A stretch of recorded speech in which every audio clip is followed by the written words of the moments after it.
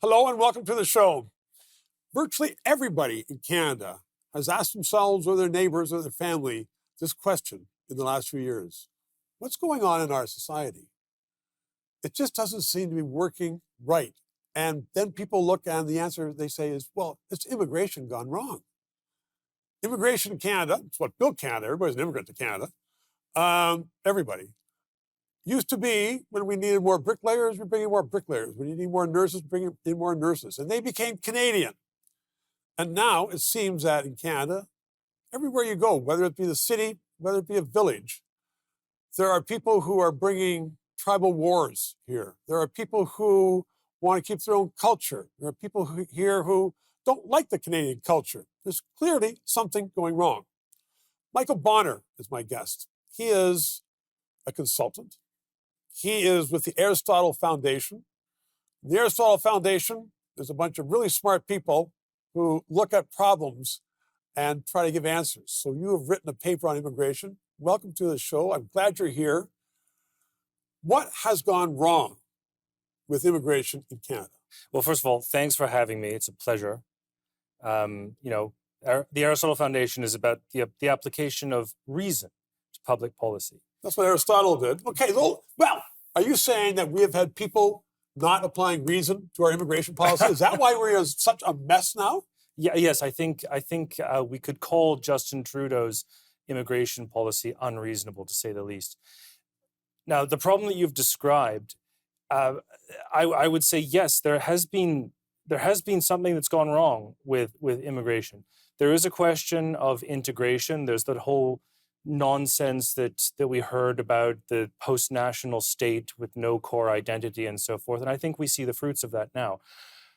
But there's another problem. You talk about labor shortages, bricklayers, nurses, what have you. This is skilled immigration coming in to benefit our country and to benefit the newcomers too. Isn't that what it's all about? I mean, it used to be that we had skilled immigrants coming in, the ones that we needed to help build Canada, and there'd be a certain number of refugees that we would bring in because they are in a difficult situation and Canadians were compassionate people and they say, okay, fine, we're going to help a certain number. But that seems to be all gone by the wayside now. Yeah, the proportion of high-skilled, high-wage economic immigration has gone way down. That was the Why? Well, that is the fundamental problem with the Trudeau era immigration policy. I think that there was a drive simply to get as many people in the country as possible, simply to avoid a recession.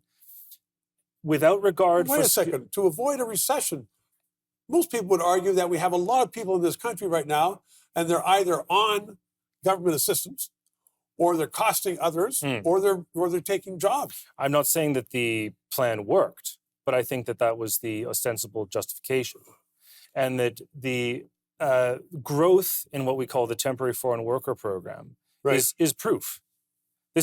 We're talking about a program that was designed for pinpointing labor shortages, sort of acute labor shortages wherever they might be found in the country, bringing people in on a temporary basis to fill them whilst Canadians could be trained, and then eventually they do the job. Now, that seems to make sense. It makes sense, and that's what the program was for, but now it is abused as a business model. By the government? The government is complicit in this abuse, but this pertains especially to the hospitality industry, for example. Instead of hiring and training local people, you bring people in from abroad at the minimum wage.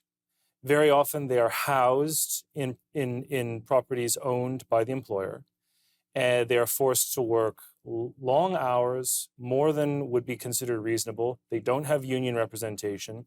And because of reasons like this, the United Nations, I believe it was last year, if I'm not mistaken, issued a report comparing our temporary foreign worker program to a form of modern slavery.